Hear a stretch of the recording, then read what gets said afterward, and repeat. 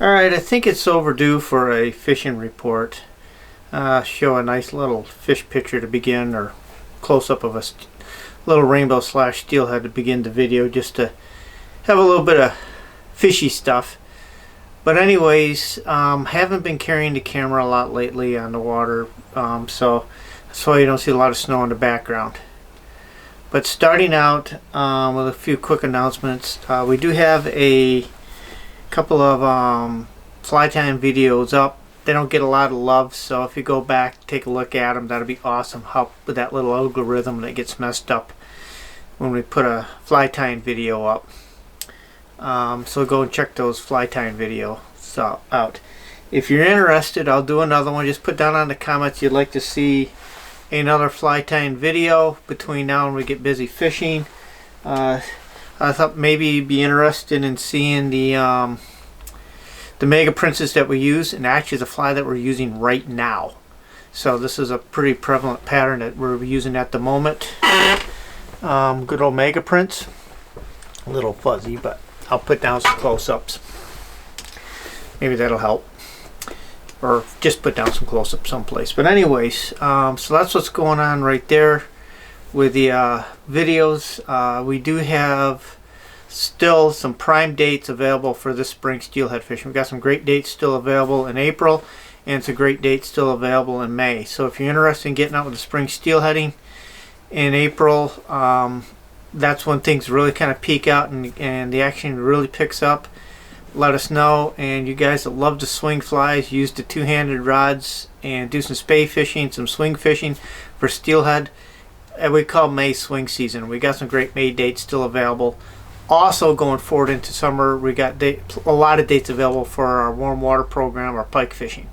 So we got open slots in the calendars. Give us a call. Contact information will be in the end of the video, and we'll get you signed up and lined up. Also, while I'm doing the announcements, we're still taking names for the spay casting clinic that we run the last weekend of August. So that's coming up. If you want to get onto that mailing list, let us know. We usually start taking confirmed names right around the end of June, July. But if you want to get on that mailing list, just drop us an email and we'll get you on that mailing list. So that's primarily what's going on with the annoying announcements that I always supposed to do first. So let's talk about the fishing. What's going on? Well, it's getting into mid-March and things are happening. I'm going to start out with the Salmon River first and go from there. The river right now, the Salmon River, for the last couple of weeks has been running what we call a very skinny 350. It's like 450 at the Pineville gauge. It's skinny. Sometimes when the boys are running the drift boats, you kind of got to pick our feet up so we can get to some of the bony spots. So it's skinny. However, it's been fishing probably the best it has since last fall. You know, for fishing wise, your fishing is going to be fly zones right on down to about Alice Cove. That's where the bulk of the concentration has been. The river dropped, all the fish sucked up into there, and it's been parked. So we've been having our best action to about Alice Cove, and then after that it's just an odd pick all the way down to the Pineville when we do the float. So that's been probably the bulk of the action. That part of the river, it's been a funky bite still. One day it's all on stoneflies. You know, stoneflies, hot stones, little hot beads. Sometimes they're more of a natural. The mega prints, all that stuff. That can be right on. Little wets can be really working. Then the next day is egg flies, egg bite. So you kind of got to bring your nymph box, your egg box, your little wets, your small streamers, and just experiment and just see what they want that day. So it's a kind of it hasn't been a set pattern, so you kind of got to play with it every day. We are fishing a little bit light. We're fishing a lot of 6-pound tippet for you trout fishermen. That's like 4X tippets, little lighter leaders, and a lot of our nymphing is done under an indicator. But you know, when you get down with that dead drift, don't quit on it.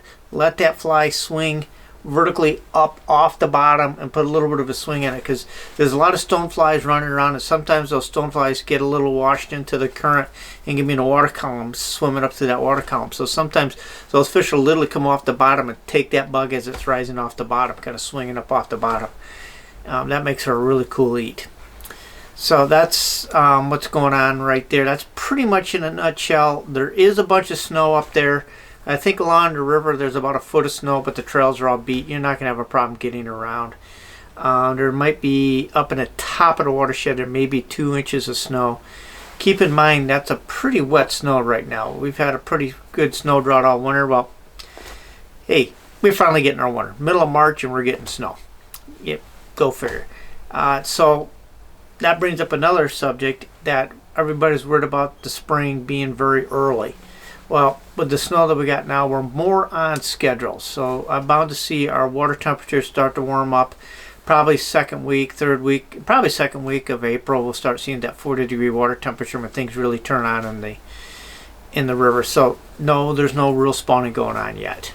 The river's ice cold. Some days it might get like 36 degrees, 38, maybe down in the DSR on a warm sunny day, bright sunshine day.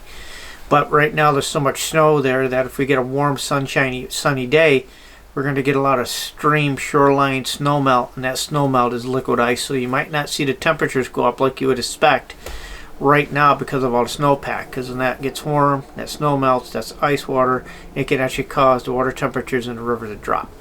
Something to keep in mind. Yeah, midday, afternoons, especially if we don't have a lot of sunshine, can be a lot better. Will be in the mornings. If it's a kind of a stable temperature day. So you got to play that little balance, that game between warm sunny days and snow melt and water temperature right now. So that's kind of going on the upper river. However, the DSR, the folks that are fishing that, are picking a few fish up. We are, even though we don't have a lot of water flows right now, or fluctuations that trigger the runs in, or warm water to trigger the runs in, there is a few odd fish starting to trickle in. Our spring runs are starting to trickle in, and there is a little bit of action down in the DSR. Especially if you want to swing, cover water. Just cover a lot of water. It's fish top to bottom, and start from the top of the DSR, fish down to the lower clay, and then fish your way back up. Just because you fished at a pool 2 hours ago doesn't mean there might be a fish in there ready to bite now. So it's a coverage game. Any little pocket that you can swing, you can drift it, get a fly through, do it. They could be anywhere down through there. They could be trickling through. So not just the main tanks could be productive.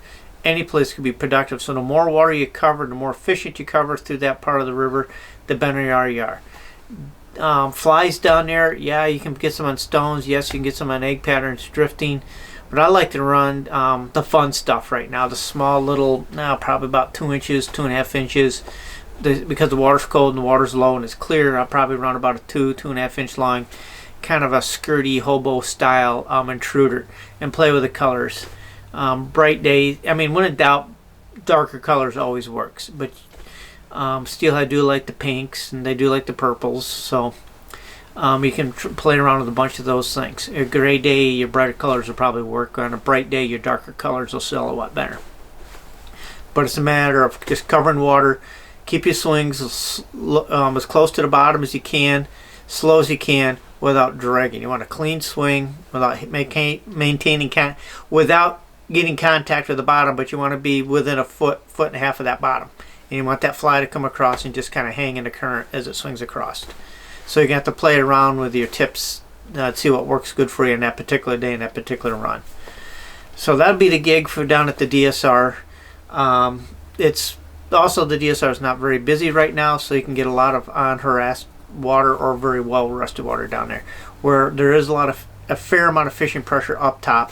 Weekends obviously are more busier than the bottom end. So that's kind of what's going on with the salmon. Now, western New York, where I've been spending a lot of time, our creeks, we got a lot of snow. We probably got about a foot of snow. In some places, maybe a foot and a half, depending on where you are. It's very heavy. There's a lot of moisture in it. We're having some gentle thaw days, so our creeks are running fairly decent and clean. But that could change very quickly. For us in western New York, the old saying, conditions can and do change quickly. It's really going to hold well here. We get a little rainy day, everything could blow up overnight and turn to brown. You could look at it today, it could be just perfect, and tomorrow it could be a mud fest. So you got to kind of take it as it comes. So the creeks are actually in pretty decent shape. They're cold, so cover water, the same thing. Just hit all the deeper little pockets. I'm swinging small streamers and then through the pockets. So I'll fish initially through the swing, come back through and dead drift them with egg patterns to clean up anything that's not too aggressive.